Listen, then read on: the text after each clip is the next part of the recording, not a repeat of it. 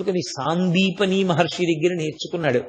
కృష్ణుడు తన గురువు గురించి మాట్లాడుతూ తివిరి అజ్ఞాన తిమిర ప్రదీపమగుచు అవ్యయంబగు బ్రహ్మంబు ననుభవించి భరిత సత్వుండు అకళంక భక్తుడనఘ అంటాడు. ఆయన మహానుభావుడు సాందీపని మహర్షి ఎటువంటి వాడు అంటే అజ్ఞాన తిమిర ప్రదీపమగుచు. ఆయన అజ్ఞానమనేటటువంటి చీకటిని పోగొట్టగలిగినటువంటి దీపం ఎటువంటిదో అటువంటి దీపము వంటి వాడు నా గురువు అంటాడు. అవ్యయంబగు బ్రహ్మంబు ననుభవించి భరిత సత్వుండు నిష్కర్మ కర్ముడతడు. ఆయన అపారమైనటువంటి సత్వగుణంతో ప్రకాశించేటటువంటి వాడు నా గురువు అంటాడు కృష్ణ భగవానుడంతటి వాడు గురువు పేరు చెప్తే. కాబట్టి గురువు గారు దీపం, ఈశ్వరుడు దీపం, ఇంట్లో దీపం.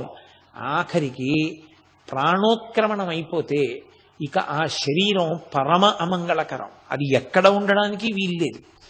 కనీసం అది ఉన్నంతసేపు దానిలోని జ్యోతి పోయింది కనుక దాని తలకట్టున ఒక జ్యోతి పెట్టి దాని మీద పసుపు కుంకం అక్షత పువ్వు వెయ్యరు. ఆ దీపమే ఆయన ఆత్మని అందులోకి ఆవాహన చేసి ఉంచుతారు. ఉంచి ఆ శరీరం వెళ్ళిపోయింది అంటే దీపాన్ని పక్కకి తీసేస్తారు. ఆఖరికి అక్కడి నుంచి తిరిగి వచ్చాక కూడా దీపదర్శనమే.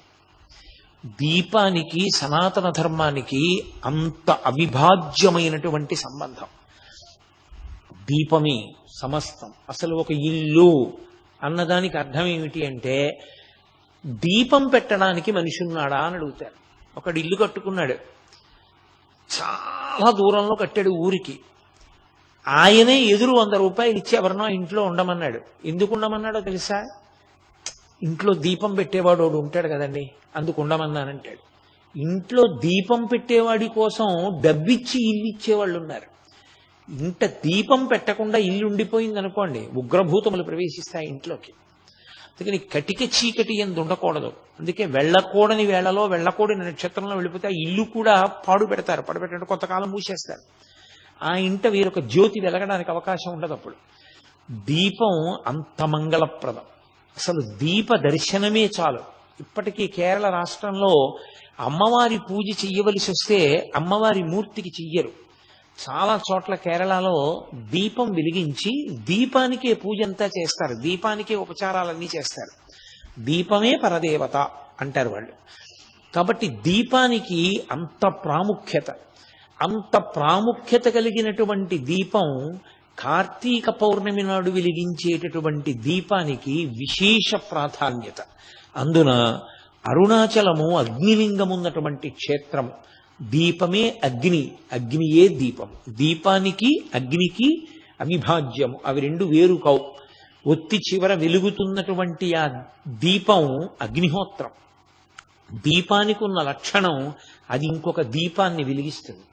దీపించిన దీపముచే దీపము రెండు కాక ఒకటిట్లగున్ అంటుంది. ఆ దితి కశ్యప ప్రజాపతితో మాట్లాడుతూ ఈ మాట అంటుంది. అందుకే దీపము 3 ఒత్తులు వేస్తూ ఉంటారు. మనం ఇండ్లలో దీపం వెలిగిస్తే సాధ్యం త్రివర్తి సంయుక్తం వహ్నినా యోజితం ప్రియం అని 3 ఒత్తులు వేసి 3 ఒత్తులు వెలిగించి తూర్పు దిక్కుగా జ్యోతులు ఉండేటట్టుగా చూసుకుంటారు. ఇల్లు అభివృద్ధిలోకి రావాలి అనుకున్న వాళ్ళు, ఇల్లు సుఖ సంతోషాలతో ఉండాలనుకున్న వాళ్ళు, అలాగే వ్యాపార సంస్థలు జయప్రదంగా ఉండాలనుకున్న వాళ్ళ చోట్ల దీపాన్ని 3 ఒత్తులతో వెలిగించి ఆ 3 జ్యోతులు తూర్పు ముఖంగా వెలగాలి. తూర్పు ముఖంగా వెలుగుతున్నాయి అంటే అభ్యున్నతిని కోరుకుంటున్నాడు అని గుర్తు. తాను తూర్పుని చూస్తాడు. 3 ఒత్తుల యొక్క జ్యోతులు తూర్పుకు వెలుగుతూ ఉంటాయి.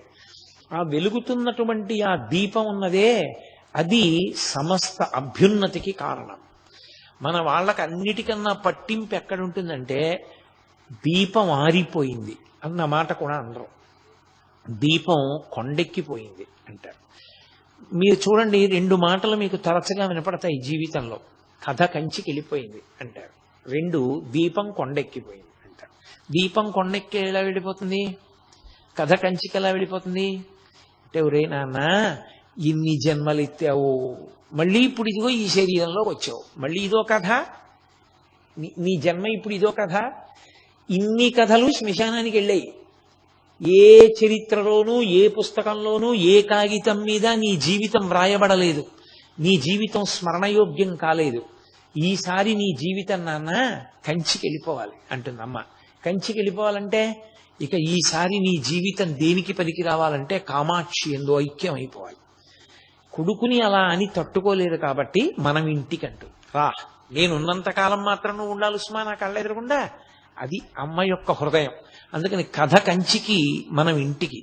దీపం కొండెక్కింది. దీపం కొండెక్కింది అంటే కొండ మీద ఈశ్వరుడు ఉంటాడు.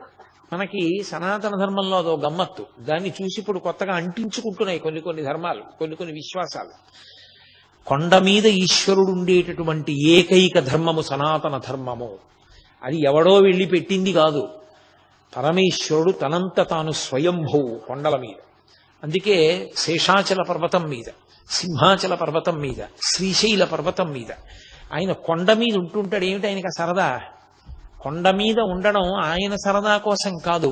ఉత్ అని ఒక మాట, దాన్ని సంస్కృతంలో ఎక్కువగా వాడుతుంటారు. ఉత్సవము అంటే ఉత్. ఉత్ అంటే తల ఇలా పైకెత్తుట.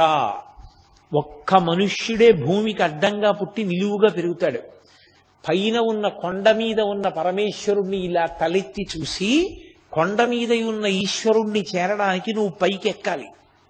అలాగే జీవితంలో ఊర్ధ్వముఖ చలనం చేసి పరమేశ్వరుణ్ణి చేరుకోవాలి. దొంగదారుల్లోంచి నువ్వు వెళ్ళడానికి వీల్లేదు. అది దాని అర్థం. దొంగదారి అన్న మాటకు అర్థం ఏమిటో తెలుసా? మిగిలిన ఏ 9 రంధ్రములలోంచి వెళ్ళడానికి వీల్లేదు శరీరం వెళ్ళిపోయేటప్పుడు. 2 కళ్ళు, 2 ముక్కులు, 2 చెవులు, 6 నోరు, 7 మలద్వారం, 8 మూత్రద్వారము, 9 సరే అసంఖ్యాకములైనటువంటి స్వేదరంధ్రములు. వీటిలోంచి బయటికి వెళ్ళడానికి వీలు లేదు సుమా. ఒకే ఒక్క తలుపు ఉంది, నిర్గమద్వారం, బ్రహ్మరంధ్రం. అందుకే ఇక్కడ శిఖ ఉంటుంది. ఆ బ్రహ్మరంధ్రం పగిలి అందులోంచి నిర్గమించాలి.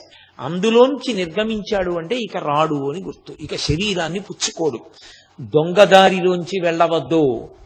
దీపం కొండెక్కిపోయింది అంటే బ్రహ్మరంధ్ర భేదనం చేసుకుని నీలో ఉన్న జ్యోతి కూడా అలాగే కొండెక్కి ఈశ్వరుని ఎందుకు కలిసిపోవాలి తప్ప దొంగదారిలో కిందకెళ్ళవద్దు. రాజమార్గంలో పైకి వెళ్ళు. అందుకే దేవాలయంలోకి వెళితే అంతరాలయానికి బయటికి వెళ్ళిపోయే ద్వారం ఉండకూడదు. ఆగమంలో మీరు చూడండి, అంతరాలయం ఉందనుకోండి, అంతరాలయానికి వెనక గోడకి తలుపు ఉండదు. మీరు ఎప్పుడైనా చూడండి, లోపల గోడలు మూసుకుని ఉంటాయి, ద్వారం ఉంటుంది. అసలు కంచికైతే రాజద్వారమే మళ్ళీ నిష్క్రమణ ద్వారం. లోపలికి వెళ్ళి మీరు ఈశ్వరుణ్ణి దాటి ఒక్క అడుగు వేసి ద్వారంలోంచి బయటికి వెళ్ళే అవకాశం ఉండకూడదు. అలా ఉందనుకోండి, అది శాస్త్ర విరుద్ధం. అది కాదు జీవిత ప్రయోజనం. ఈశ్వరుణ్ణి దాటి తలుపు తీసుకుని వెళ్ళడానికి నీకేం లేదు ఇంకా జీవితంలో. ఈశ్వరుడే చివరి హద్దు, అంతే.